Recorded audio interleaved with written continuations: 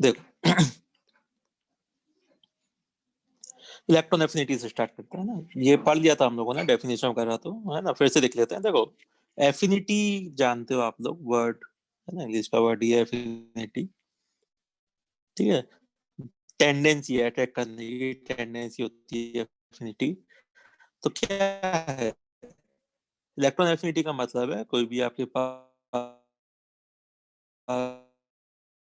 Atom ion जो भी है आइसोलेटेड स्टेट में है, उसका जितना भी टेंडेंसी है किसी आउटर इलेक्ट्रॉन को ऐड करने सर आपकी आवाज अटक रही। सर आपकी आवाज बहुत अटक रही है। सर आवाज अटक रही। आवाज अटक रही सर। ठीक है ना। एनर्जी की टर्म में बात करोगे, एंथैल्पी की टर्म में बात करोगे अगर आप लोग, है ना, एंथैल्पी की बेसिस पे, तो उस टर्म को बोलते हैं ना डेल्टा एच ई जी। ठीक है, यू टाइप करते हैं। सर आपकी आवाज अटक रही है। सर आवाज हाँ हाँ हाँ हाँ, अरे अरे मुझे पता है, रुक जाओ।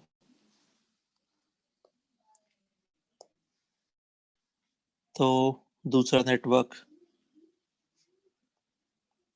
चलो हाँ अब बताओ। अब अभी अटक रही है, सही है, बताओ। वॉइस क्लियर है? अभी अच्छी सही है सर। सर। हाँ हाँ ठीक है, चलो। थोड़ा नेटवर्क प्रॉब्लम हो जाता है कभी कभी। चलो तो क्या कर रहे थे, इलेक्ट्रॉन एफिनिटी आपको समझ में आ गया क्या होता है। तो देखो कैसे है, जैसे आपके पास एक गैसियस आइसोलेटेड एटम है, तो उसमें आपने एक इलेक्ट्रॉन एक्स्ट्रा इलेक्ट्रॉन ऐड किया तो एनायन बनेगा, है ना। तो जितना अमाउंट ऑफ एनर्जी रिलीज होगा उसको क्या बोलोगे आप लोग, है ना, वही उसका एफिनिटी है या इलेक्ट्रॉन गेन एंथैल्पी है ना, वही एनर्जी जो रिलीज हो रहा है। ठीक है, एनायन में अगर आप ऐड करना चाहोगे ऑलरेडी नेगेटिव है, तो देखो इस बार एनर्जी रिलीज नहीं होगा, इस बार आपको और क्या करना पड़ेगा, एनर्जी देना पड़ेगा। ठीक है, तो आपको एनर्जी प्रोवाइड करना पड़ेगा, तब जाके वो E2 माइनस में कन्वर्ट होगा। क्यों? क्योंकि नेगेटिव नेगेटिव है तो रिपेल करेगा, तो उस रिपल्शन को ओवरकम करने के लिए तो आपको एनर्जी देनी पड़ेगी ना। तो इस बार एनर्जी रिलीज नहीं हो रहा है, तो क्या हो रहा है, रिक्वायर हो रहा है। तो हमेशा जरूरी नहीं होता है कि एनर्जी एटम में ऐड करने पे, है ना, रिलीज ही हो, है ना, ऐसा कोई जरूरी नहीं है। ठीक है ना। और अगर आप आयनाइजेशन एनर्जी की बात करोगे, इलेक्ट्रॉन एफिनिटी की बात करोगे, तो एक दूसरे के रिवर्स है ना। तो किसी कैटायन के लिए उसका जो इलेक्ट्रॉन एफिनिटी होता है वो के एटम के आयनाइजेशन एनर्जी के बराबर होता है ना। जैसे एक आयनाइजेशन एनर्जी जितना होगा उतना ही ए प्लस का इलेक्ट्रॉन एफिनिटी होगा। ठीक है, चलो ये तो टर्म हो गई आपकी। इसके बाद आते हैं, जैसे एग्जाम्पल लिया था ऑक्सीजन का, ओ से O माइनस बनाया, एनर्जी रिलीज हुआ, फिर O माइनस से O2 माइनस बनाया आपने, तो एनर्जी आपको देना पड़ गया। तो ओवरऑल प्रोसेस कैसा है, ये आपका एंडोथर्मिक टाइप का प्रोसेस है। मतलब आपको ओवरऑल दोनों स्टेप को अगर आप जोड़ दोगे, फर्स्ट स्टेप और सेकंड स्टेप को, तो क्या करना पड़ेगा, आपको एनर्जी रिक्वायर्ड होगा। ओवरऑल एनर्जी क्या है इसमें, ओवरऑल एनर्जी रिक्वायर्ड है। ठीक है, समझ में आ गया। मतलब डेल्टा एच की अगर आप बात करोगे, डेल्टा एच क्या होगा इसके लिए बताओ। डेल्टा एच क्या होता है, एनर्जी जो होता था पॉजिटिव वैल्यू आएगी इसके लिए, कुछ ना कुछ, है ना। डेल्टा एच की वैल्यू क्या आएगी, पॉजिटिव आएगी इस पूरी प्रोसेस के लिए, क्योंकि कैसा है, एंडोथर्मिक टाइप का है। लास्ट वाली रिएक्शन यही तो है, ये फर्स्ट स्टेप, ये 2 माइनस बनाया, अब आपने दोनों को ऐड कर दिया तो उसे क्या बना दिया आपने, O2 माइनस आपने बना दिया। तो O2 माइनस जब आप बनाओगे तो दोनों प्रोसेस में एक में रिलीज हो रहा है, एक में रिक्वायर्ड हो रहा है ना। और जो रिक्वायर्ड है वो ज्यादा है रिलीज से, तो ऑब्वियस सी बात है रिजल्टेंट क्या बचेगा, आपको देना ही पड़ेगा ना ओवरऑल। तो एनर्जी अगर आपको देना पड़ रहा है तो डेल्टा एच क्या होता है, मतलब एंडोथर्मिक है, एनर्जी आपको देना पड़ रहा है, मतलब वैल्यू कुछ ना कुछ पॉजिटिव वैल्यू आएगी। जब प्लस के फॉर्म में लिखोगे आप एनर्जी की वैल्यू जो भी लिखोगे, है क्या नहीं, तो वही तो है और क्या है ओवरऑल। तो इसमें टोटल ओवरऑल जो वैल्यू आएगी आपकी एनर्जी की, एंथैल्पी की वैल्यू, वो पॉजिटिव वैल्यू आती है। ठीक है, ये लिखा हुआ है लास्ट क्लास में तो बताया था सब, ये पूरा थ्योरी इसमें वही तो है और क्या है, ये सब वही लिखा हुआ है ना। तो बस यही है, जैसे नोबल गैसेस के लिए बताया था, नोबल गैसेस हैं, सेकंड पीरियड ग्रुप है ना, नाइट्रोजन फैमिली, या नाइट्रोजन की बात करो, फैमिली की नहीं पूरे की, नाइट्रोजन की बात अगर आप करो, तो इस सब में क्या होता है, एनर्जी रिलीज नहीं होती है ना, बल्कि क्या होता है, कुछ अमाउंट में आपको रिक्वायर्ड भी होती है। ठीक है, क्यों? क्योंकि एफिनिटी नहीं है, हाफ ऑलरेडी वो फील्ड। फुली फिल्ड है। हाँ, हाफ फील्ड या फुली फिल्ड है तो एफिनिटी कम होती है ना, तो बस इसलिए। अच्छा, इसी तरह से ये तो एंथैल्पी का डेफिनेशन आपको बता ही दिया था लास्ट क्लास में, है ना। 1 मोल के लिए जब बात करते हैं, 1 मोल इलेक्ट्रॉन को ऐड करो, जितना अमाउंट ऑफ एनर्जी रिलीज होगा उसी को एंथैल्पी बोलते हैं, ठीक है ना, वो सब जानते हैं आप लोग। चलो, फैक्टर्स भी हम लोगों ने पढ़ लिए थे, फिर एक बार जल्दी से बता देता हूँ। देखो, किस किस फैक्टर पर डिपेंड करता है आपका इलेक्ट्रॉन एफिनिटी? Z, है ना। जैसे Z बढ़ेगा, है ना, न्यूक्लियर चार्ज बढ़ेगा, वैसे वैसे अट्रैक्शन बढ़ेगा। जैसे जैसे अट्रैक्शन बढ़ेगा, और वैसी बात है, इलेक्ट्रॉन एफिनिटी की वैल्यू क्या होगी? इंक्रीज होगी, है ना। जितना ज्यादा अट्रैक्शन होगा उतना ज्यादा वैल्यू, ठीक है। सिग्मा बढ़ेगा तो अट्रैक्शन कम होगा, जितना कम होगा तो इलेक्ट्रॉन एफिनिटी की वैल्यू भी उतना ही कम हो जाएगा। इन दोनों को कंबाइन करो फैक्टर्स को, तो जो आपको रिजल्ट मिलता है वो क्या होता है? Z इफेक्टिव होता है ना, दोनों फैक्टर्स को कंबाइन करके। तो Z इफेक्टिव एक्चुअल फैक्टर है। हाँ, तो Z इफेक्टिव जैसे जैसे बढ़ेगा, इफेक्टिव न्यूक्लियर चार्ज बढ़ेगा, तो वैसे वैसे इलेक्ट्रॉन एफिनिटी भी क्या होगा आपका? इंक्रीज होगा, है ना। क्योंकि अट्रैक्शन पर डिपेंड करता है, जितना ज्यादा अट्रैक्शन होगा जितना ज्यादा एफिनिटी होगी। एफिनिटी का मतलब वही अट्रैक्शन है, तो जितना ज्यादा होगा ऑब्वियसली बात उतना ही क्या होगा उसमें? आपका एनर्जी की वैल्यू आएगी, ठीक है। अच्छा, एन की वैल्यू पे भी डिपेंड करेगा, जैसे से एन बढ़ेगा अट्रैक्शन कम होगा, ऑब्वियसली बात है। जैसे जैसे अट्रैक्शन की वैल्यू कम हो रही है, डिस्टेंस बढ़ता जा रहा है, वैसे वैसे एफिनिटी की वैल्यू भी क्या होती है? डिक्रीज होती जाएगी। तो बस ये दो मेन पॉइंट्स हैं मेन, तो जिससे आपको कंपेयर करना है ना। नेक्स्ट एक्स्ट्रा पॉइंट जो आते हैं वो इलेक्ट्रॉनिक कॉन्फ़िगरेशन से आते हैं। इलेक्ट्रॉनिक कॉन्फ़िगरेशन आपको पता है, हाफ फील्ड और फुली फील्ड कैसे होते हैं? स्टेबल होते हैं। स्टेबल होंगे तो उसकी टेंडेंसी कम होगी और एक्स्ट्रा इलेक्ट्रॉन ऐड करने की, तो वैसी बात है, एनर्जी भी कम रिलीज होगी, है ना। जैसे बताया था, जैसे सेकंड पीरियड ग्रुप, क्योंकि फुली फिल्ड एस ऑर्बिटल होता है, 15 में हाफ फिल्ड पी ऑर्बिटल होता है, 18 ग्रुप में फुली फिल्ड पी ऑर्बिटल होता है, तो इनका सबसे लीस्ट इलेक्ट्रॉन एफिनिटी होता है कि नहीं? अच्छा, ये बताता है कि अगर जिसमें इलेक्ट्रॉन ऐड कर रहे हो, जैसे सेकंड पीरियड एलिमेंट में, तो इनका तो साइज वैसे ही स्मॉल है, तो स्मॉल साइज में अगर आप ऐड कर रहे हो तो बहुत ज्यादा अट्रैक्शन नहीं होता, बहुत ज्यादा टेंडेंसी नहीं होती है एक्स्ट्रा इलेक्ट्रॉन ऐड करने के लिए, ठीक है ना। तो क्या होगा? कम अमाउंट ऑफ एनर्जी रिलीज होगा, इलेक्ट्रॉन एफिनिटी कम हो जाएगा इसका, है ना। वो क्वेश्चन में देखेंगे कैसे होता है ना, जब ट्रेंड वगैरह देखेंगे उसमें पता लगता है कि कैसे हो रहा है, ठीक है। चलो, ट्रेंड पे आते हैं, यहाँ से हमको स्टार्ट करना था, है ना। तो ट्रेंड देखते हैं, देखो। तो ट्रेंड ऐसा है कि आप आओ एस और पी ब्लॉक में, है ना। पीओ डिटेल सबके पास है ना। तो एस और पी ब्लॉक को देखो, एस और पी ब्लॉक में क्या है? अलोंग द पीरियड चलो, पीरियड में देखो, लेफ्ट टू राइट चलते आओ। तो जैसे आप लेफ्ट टू राइट चलोगे, आपको पता है जेड इफेक्टिव बढ़ता जा रहा है ना। एन तो कांस्टेंट है, तो एन पे तो डिपेंड करेगा नहीं, एन को तो हटा दो। जेड इफेक्टिव तो बढ़ रहा है ना, मतलब इफेक्टिव न्यूक्लियर चार्ज बढ़ता जा रहा है, और जैसे जैसे इफेक्टिव न्यूक्लियर चार्ज बढ़ेगा वैसे वैसे इलेक्ट्रॉन एफिनिटी की वैल्यू भी क्या करेगी? इंक्रीज करेगी, है ना। तो बढ़ता है। अब कुछ कुछ एक्सेप्शन आते हैं। अच्छा, एक्सेप्शन कहाँ पे आएंगे? एक्सेप्शन आएंगे आपके सेकंड ग्रुप में, 15 ग्रुप में, और 18 तो है ही है ना। क्योंकि आपको पता है इनके लिए एफिनिटी की वैल्यू बहुत कम होती है ना। एफिनिटी है ही नहीं, बल्कि कम क्या होती है, ठीक है ना। तो इसीलिए आपको बताया था इलेक्ट्रॉन एफिनिटी बढ़ता है, पर जैसे आप फर्स्ट ग्रुप से सेकंड ग्रुप की तरफ जाते हो, है ना, तो सेकंड ग्रुप की तरफ जाओगे तो क्या होना चाहिए? वैसे बढ़ना चाहिए था, पर क्योंकि सेकंड ग्रुप वालों का फुली फिल्ड इलेक्ट्रॉनिक कॉन्फ़िगरेशन होता है, एस ऑर्बिटल फुली फिल्ड होता है, तो उनका एफिनिटी की वैल्यू क्या होती है? बहुत कम होती है ना। बल्कि रिलीज भी नहीं होता, आपको देनी पड़ती है एक्स्ट्रा में। अगर आपको इलेक्ट्रॉन ऐड करना चाहते हो तो आपको और एक्स्ट्रा इलेक्ट्रॉन एनर्जी देना पड़ेगा उनको, ठीक है ना। तो ये होता है। इसी तरह से केस आता है इधर 15 ग्रुप में, नाइट्रोजन फैमिली में, है ना। उनका हाफ फील्ड इलेक्ट्रॉनिक कॉन्फ़िगरेशन है, तो होना तो क्या चाहिए था कि जेड इफेक्टिव बढ़ा तो बढ़ना चाहिए था इलेक्ट्रॉन एफिनिटी को, पर उल्टा और क्या हो जाता है? कार्बन फैमिली से भी कम हो जाता है नाइट्रोजन का, क्यों? हाफ फील्ड है। इसी तरह सिलिकॉन से कम फास्फोरस हो जाएगा, जर्मेनियम से कम आर्सेनिक हो जाएगा, है ना, इनसे कम एंटीमनी हो जाएगा, ठीक है। तो बस इस तरह से होता है। समझ में आ गया? बताओ, कहीं कोई डाउट है? ये भी पढ़ लिया था हम लोगों ने शायद, है ना। बोलो। Yes sir. चल, ग्रुप पे आते हैं आप, है ना। ग्रुप में आपको पता है एन बढ़ता है ना। जेड इफेक्टिव तो लगभग कांस्टेंट सही रहता है। तो एन बढ़ने से क्या होता है आपको पता है? जैसे जैसे एन बढ़ेगा डिस्टेंस बढ़ेगा, है ना, टेंडेंसी कम होगी, तो इलेक्ट्रॉन एफिनिटी क्या होती है? कम होनी चाहिए, है ना। तो ठीक है, कम होनी चाहिए, पर जैसे अगर आप वैल्यू देखोगे, जैसे क्या होना चाहिए, सोडियम से अगर आप बात करोगे तो सोडियम से कम पोटेशियम से कम रुबिडियम से कम सीरियम चलता है ना। जैसे आप क्लोरीन से जाओगे, क्लोरीन से कम, ब्रोमीन से कम आयोडीन चलता है ना। डाउन द ग्रुप कम हो रहा है, बिल्कुल सही है ना? आप कहोगे कि हमने यहीं से क्यों स्टार्ट किया है, थर्ड पीरियड से क्यों स्टार्ट किया है, सेकंड से क्यों स्टार्ट नहीं किया? ये इसलिए स्टार्ट नहीं किया यहाँ पे ऊपर, क्योंकि इलेक्ट्रॉन एफिनिटी सेकंड पीरियड का ना थर्ड पीरियड से स्लाइटली कम होता है ना। होना तो क्या चाहिए था, होना तो ये चाहिए था कि जैसे फ्लोरीन वाली फैमिली है, फ्लोरीन, क्लोरीन, ब्रोमीन, आयोडीन, इस तरह से, है ना। तो डाउन द ग्रुप एन बढ़ रहा है तो कम होना चाहिए था, है ना। तो सब इसका ज्यादा होना चाहिए था, फ्लोरीन का, बाकी सबका कम होना चाहिए था। पर एक लास्ट पॉइंट देखो, मैंने भी बताया था जो आपको, कि फ्लोरीन जो सेकंड पीरियड एलिमेंट्स होते हैं उसका साइज बहुत स्मॉल होता है। तो साइज स्मॉल होने की वजह से क्या होता है, जो एक्स्ट्रा इलेक्ट्रॉन के लिए इसकी जो एफिनिटी होती है वो कम हो जाती है क्लोरीन के कंपैरिजन में, है ना। तो होना तो ये चाहिए था कि फ्लोरीन का एफिनिटी कम होना चाहिए था, सॉरी मतलब क्लोरीन का कम होना चाहिए था, पर फ्लोरीन से क्या हो जाता है, ज्यादा हो जाता है एफिनिटी। तो एक्चुअली इन फैमिली में सबसे ज्यादा एफिनिटी किसका हो गया, क्लोरीन का।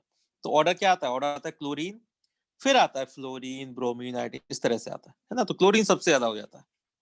ये तो वही लिखा हुआ है, when electron affinity second period is compared with third period, then for most of the cases क्या होता है, electron affinity of third period is greater than electron affinity of second period। जैसे क्लोरीन की फ्लोरीन से ज्यादा हो जाती है, सल्फर की ऑक्सीजन से ज्यादा हो जाती है, फास्फोरस की नाइट्रोजन से ज्यादा हो जाती है। समझ रहे हो बात को?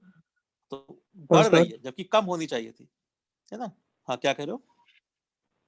सर फिर फ्लोरीन को सबसे ज्यादा इलेक्ट्रोनेगेटिव एटम क्यों कहते हैं?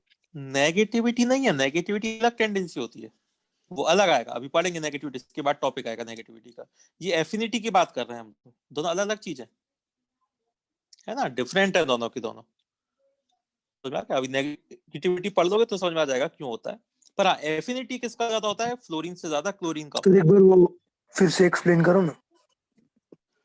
है। एक्सप्लेन ये है कि होना तो चाहिए था कि फ्लोरीन सबसे ज्यादा इलेक्ट्रॉन एफिनिटी होनी चाहिए थी फ्लोरीन की, पर क्लोरीन की ज्यादा होती है उससे, है ना, थर्ड पीरियड वाला में। क्यों होती है, क्योंकि फ्लोरीन का साइज स्मॉल है।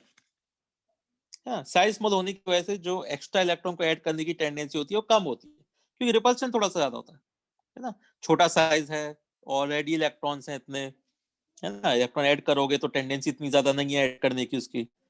ठीक है, तो इसलिए क्या होता है, इसी रीजन की वजह से फ्लोरीन का थोड़ा सा कम हो जाता है क्लोरीन से, बस। समझ में आ गई बात, ये है। ठीक है, समझ में आया,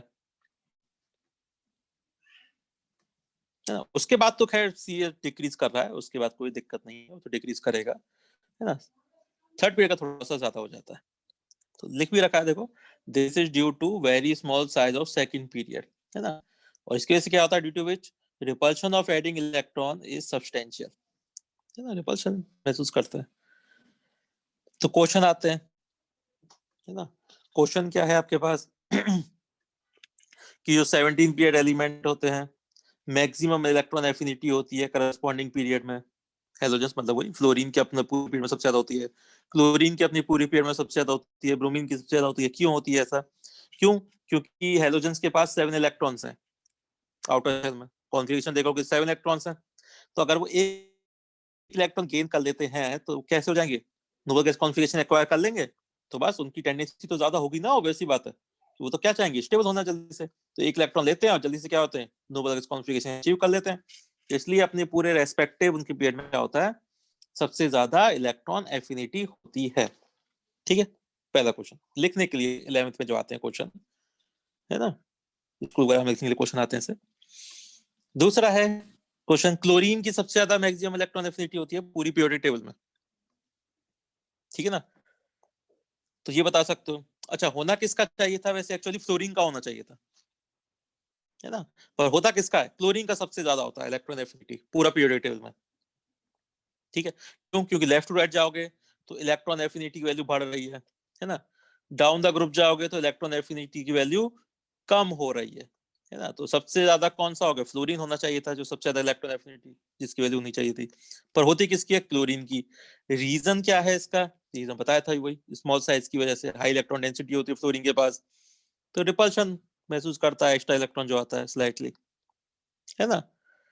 तो बस थोड़ा सा कम हो गया। तो ऑर्डर क्या हो गया, सबसे ज्यादा है क्लोरीन, क्लोरीन के बाद आता है फ्लोरीन, इसके बाद फिर वही डिक्रीजिंग ऑर्डर ही है ब्रोमीन और आयोडीन का। तो फ्लोरीन बस चेंज हो गया, थोड़ा सा कम हो गया स्लाइटली।